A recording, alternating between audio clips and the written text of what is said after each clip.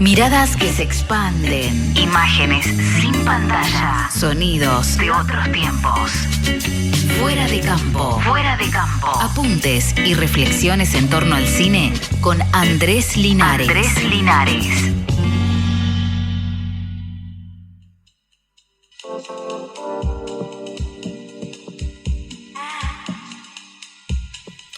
Seguimos con más Restos Diurnos y ahora sí, estamos con la tercera entrega de Fuera de Campo con Andrés Linares. Y si hablamos de Andrés Linares, estamos en Fuera de Campo, como acabamos de decir, y le damos la bienvenida. ¿Cómo estás?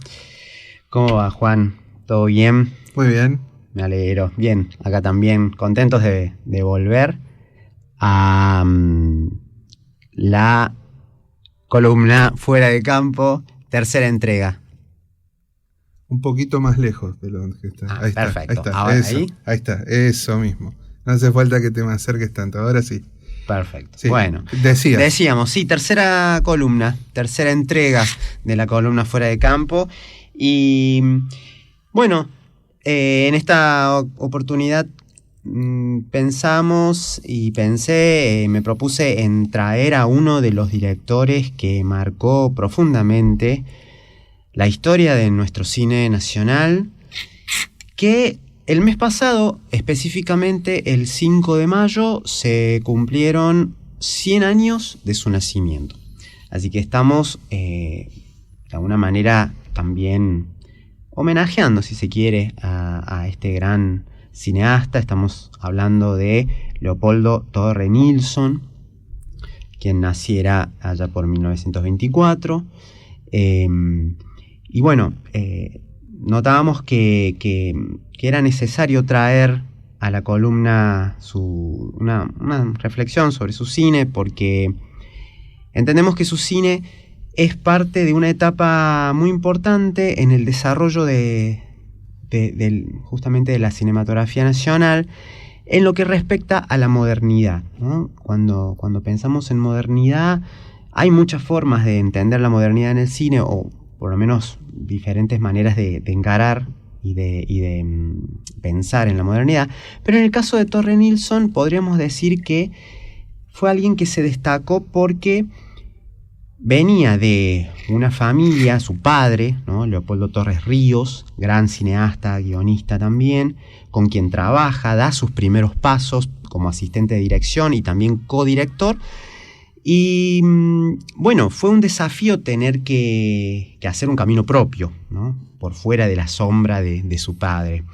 Y él se propone dar este salto, y lo que hace es empezar a pensar en un cine que pudiese estar un poco más alejado de los grandes estudios para la época, que eran quienes, bueno, marcaban las reglas o imponían las reglas de cómo debía hacerse el cine. Alejarse un poco de esos grandes estudios, tal vez no tanto de la industria en general, y tratar de lograr algunos márgenes de independencia. Estamos hablando de la época del teléfono blanco, ¿no? De ese cine, esas historias como medias simples, ¿no es cierto? Así es, exacto, sí, de esos estudios que dieron origen, por otro lado, a grandes películas, también hay que decirlo, de la década del 40, del 50, pero que tenían cierto corset, cierto esquema establecido, como se esperaba que fueran, ¿no? Ese cine de los grandes estudios, ¿no? Argentina Sonofilm, Lumiton y otros más que marcaron la manera de diseñaron la manera de hacer cine, ¿no? También con grandes personalidades.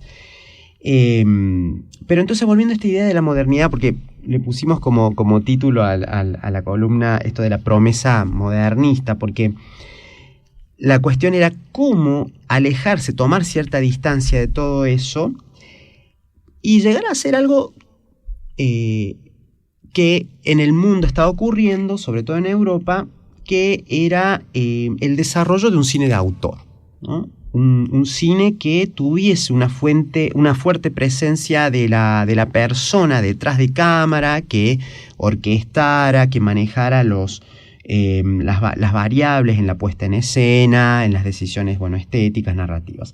Y en ese sentido es que Nilsson encarna este proceso, inicia un camino de un cine más moderno, en su forma y en su contenido, podríamos decir. Hablar de Torre Nilsson es también, sin duda, no podemos dejar de mencionarlo, aunque es una beta más conocida de él, el trabajo que tuvo con la escritora y quien fuera su esposa y compañera, Beatriz Guido, ¿no? Con quien hacen películas que lo terminan de consagrar como uno de los autores del cine nacional, sobre todo en el extranjero, ¿no? La Casa del Ángel, en ese sentido, es uno de los títulos más emblemáticos que le da ese estatus de prestigio, y que la crítica internacional empieza a pensar en él como, bueno, acá hay alguien que está pensando el cine, que no se conforma con ciertas fórmulas de cine industrial y que quiere expandir esa visión a su filmografía. Sí, pensaba en esto de que, por ejemplo, esas películas que venían haciéndose, como mucho había un traveling tímido, un contraplano, algún primer plano y nada más, como mucho algo medio de exterior, por una cuestión también de que no había tantos recursos, entonces no podían hacerlo tan alejadas a las tomas. Y de golpe aparece con La Casa del Ángel, con esos planos aberrantes, con un zoom in bien violento, podríamos decir, en algunas escenas, para terminar como de construir esas tensiones, que podíamos verlo, ¿no? En otra de sus películas ya estaba, había el toque de él estaba, era bastante conocido, ¿no? La construcción dramática que había en cada escena, pero, por ejemplo, en La Casa del Ángel es donde más está pronunciado, con Elsa Dahlen, con Bárbara Mujica, etcétera. Sí, es muy cierto esto que decís, Juan, porque es ahí en donde él empieza a explorar esto que él quería hacer, y él mismo lo relata en reiteradas oportunidades: jugar con la cámara, llegar a lo más cerca que se pueda, incluso penetrar de alguna forma al personaje, sobre todo el rostro, era algo que a él le encantaba, poder retratar y extraer de las expresiones lo más hondo, ¿no?, de los personajes. Es en esta película que vos bien estás mencionando, que decíamos también antes, la Casa del Ángel, pero también las siguientes, La Caída, ¿no? El Secuestrador, en donde él va profundizando una manera de filmar, de construir los personajes, y bueno, y el universo de Guido le aporta a él una riqueza y una complejidad también para retratar a estos personajes y construir estas atmósferas claustrofóbicas. La verdad que tiene una densidad, cuando uno se enfrenta con estas películas, del orden a veces hasta lo de lo tenebroso, ¿no?, de lo ominoso, porque no terminamos de saber muy bien qué está pasando. Hay algo como una cosa muy latente en las historias, ¿no? Como algo que está ahí, muy, muy presente, aunque no se lo nombre, la cuestión de la represión, la crítica a la moral de la alta sociedad, ¿no?, de la oligarquía. Todo eso está muy presente. Pero hay una película que también conviene recordar, que no es tan conocida. No es de las más populares. No es de las más populares. Quizá porque se estrenó muy, muy cerca de esta de la que estamos hablando, de La Casa del Ángel. Nos referimos a El Protegido, de 1956. A diferencia de estas películas precedentes con las que guiona, que trabaja con Beatriz Guido, esta película tiene un guión propio. No se basa tampoco, por otro lado, que es otra de las vetas más conocidas de Nilsson, de las adaptaciones literarias, sí, novelas, cuentos. Exacto, ¿no? Sabemos que adaptó a Borges, a Bioy Casares, a Puig. En este caso, elige el camino de la autoría también en el guión. Y nos presenta la historia de un joven guionista que capta el interés de un productor de cine, interpretado maravillosamente por Guillermo Battaglia. Este joven lo interpreta otro Guillermo Murray. ¿Sí? Y es también, se convierte en el objeto de deseo de una actriz, ¿no? Que ya está en retirada, una especie de diva, ya en cierto caso. Una actriz madura. Una actriz madura, exactamente. Que hace también un gran personaje, Rosa Rosen. Nos mete, es la película que podríamos decir de cine dentro del cine, ¿no? Un cine que se piensa a sí mismo. ¿Cómo es el mundo del cine vista desde la perspectiva de este joven guionista? Pero es fundamental la presencia del personaje del productor, ¿no? Decíamos que hace Guillermo Battaglia, por la manera que tiene de entender el cine como un negocio, pero también de que aparte de negocio, también se tienen que tomar decisiones que estén en sintonía con otras variables. O sea, no es puramente una cuestión de buscar rentabilidad, que es lo que a priori uno podría pensar, decir los productores necesitan recaudar, pagar y demás, ¿no? Y ganar dinero. Va por otro camino, el personaje tiene otra complejidad. Hay líneas de diálogo increíbles en distintas escenas. Hay reparto, el reparto lo completan actores secundarios, como por ejemplo un jovencísimo Pepe Soriano aparece también como amigo de Guillermo Murray en ese caso. Y arranca la placa inicial, la leyenda. Dice, hay una leyenda cuando arranca la película: por cualquier semejanza que este film pueda tener con la realidad, el autor se siente muy entristecido. O sea, claramente hay un mensaje muy directo, porque sabía que el aludido lo iba a entender muy bien a esas palabras. Tal cual, ¿no? Bueno, todo indica que claramente este personaje del productor tiene mucho que ver con el dueño de Argentina Sonofilm. Mentasti, estamos hablando de Mentasti. Exacto. Que es familia, un linaje de productores más que conocidos en el cine nacional. Y las disputas que estaban teniendo, las tensiones. Y lo llamativo es que esto no termina de expulsarlo, digamos, de empeorar la situación, sino que hay un giro sorpresivo después, porque vuelve a trabajar Torre Nilsson con Argentina Sonofilm. O sea, empieza de hecho su periodo más productivo. Tal cual. Y hasta el más abierto, más conocido. Tal cual, sí. Entonces hay como un raro ajuste de cuenta, pero a la vez saliendo beneficiado también, por otro lado, en este caso Leopoldo Torre Nilsson.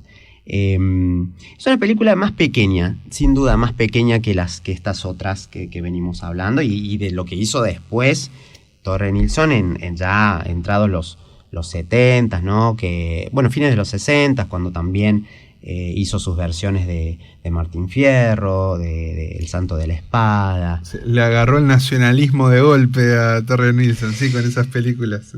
Tal cual. Güemes, Tierra de Armas, El Santo de la Espada. Sí, adaptó también a Los Siete Locos, de Art. O sea, se mantuvo en esas vetas entre lo literario, una de sus pasiones, y lo histórico folclórico. Ahí quería traerte dos cosas. Primero, la película La Mafia con José Slavin y Alfredo Alcón, que para mí es maravillosa, que es también basada en personajes que existieron, pero está tomada un poco la leyenda de lo que pasó, de esta familia de mafiosos en Rosario, los Galifi y demás, Chicho Grande, Chicho Chico, una película muy recomendada que pueden ver en las plataformas. Y ahí, por ejemplo, recuerdo que como tiene mucha acción la película, ahí creo que Nilsson justamente se desata con el uso y desuso de la cámara, de esos movimientos bien rápidos, mucho plano aberrante para mostrar lo grotesco de los personajes. Eso por un lado, y no quería dejar de mencionar algo que es muy importante y que está en esta película que has traído, El Protegido, que es la música. Estamos hablando de Tito Rivero, musicalizador de varias de sus películas. Han trabajado mancomunadamente, creo que hasta a la par con Beatriz Guido, ¿no? Sí. No sé si ellos funcionan no como trío, pero que está siempre, era como el encargado de en esas construcciones incidentales y demás. Ahí estaba Tito Rivero. Después, bueno, vino el gran Waldo de los Ríos, pero ya era otra década, era otra cuestión. Aquí Tito Rivero se luce. Sí, tal cual. Es muy cierto esto también. La musicalización es muy singular y también tiene su propio peso, le agrega una capa que a la película la engrandece. Y un poco como para ir cerrando, ¿no? Nilsson, hay que intentar pensarlo, creo, como alguien, hablamos de la modernidad y alguien que fue como un puente generacional, ¿no? Quienes lo antecedieron, esto que hablábamos del cine que venía de los grandes estudios, bueno, su padre de hecho formaba parte de esa etapa, y luego lo que vino posteriormente con la llamada generación del 60, y otros cineastas y autores como Cohn, como Kuhn. Bueno, fue mentor de alguna manera también de Fabio, quien le dio también las oportunidades en sus películas, también lo dirigió en algunas de sus películas. José Martínez Suárez, Manuel Suárez, Antín, todos ellos vinieron después siguiendo un camino de cine moderno. Así que quizás después también tuvo sus contradicciones, tuvo sus derivas más conservadoras, ¿no? Alguien que, bueno, también se posicionó muy, muy fuertemente como digamos, del lado del antiperonismo, ¿no? Esto también nunca lo escondió, de hecho.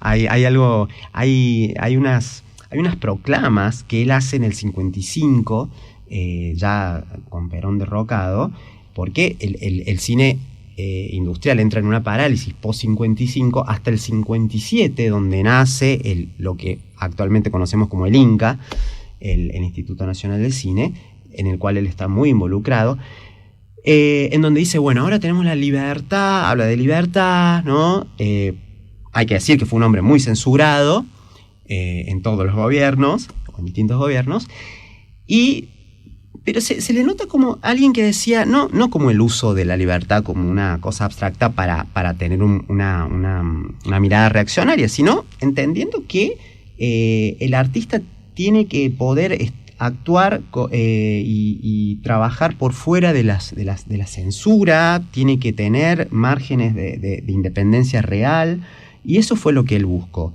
Más allá de sus posicionamientos políticos y demás, fue alguien que trabajó para encauzar algunas cuestiones del cine nacional y sentó esas bases. Después, bueno, siguieron otros, pero bueno, sí, fue un hombre que le tocó lidiar mucho con la cuestión de la censura hasta sus últimos días. Su última película estrenada fue en data de 1976, Piedra Libre. Y bueno, fallece en 1978, muy joven, a los 54 años. Pero bueno, queríamos traer un poco algo del recorrido por su obra y sobre todo esta película de la que hablábamos, El Protegido, de 1956, que buceando en la web, se la encuentra. Así que, bueno, esto es la tercera entrega de Fuera de Campo. Excelente. ¿Y con qué vamos a cerrar ahora? ¿Qué trajimos como adicional?